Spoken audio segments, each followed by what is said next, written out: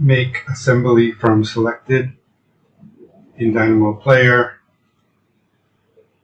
Edit the inputs. Title block name. That title block needs to already exist in the RVT, and unique assembly name. You will want to change this every time you run this.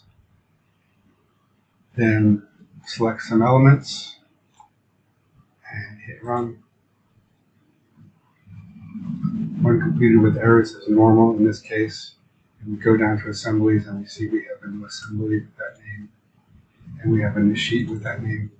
So click on that.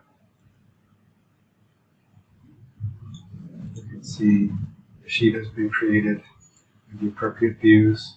Also, strut will be attempted to be tagged.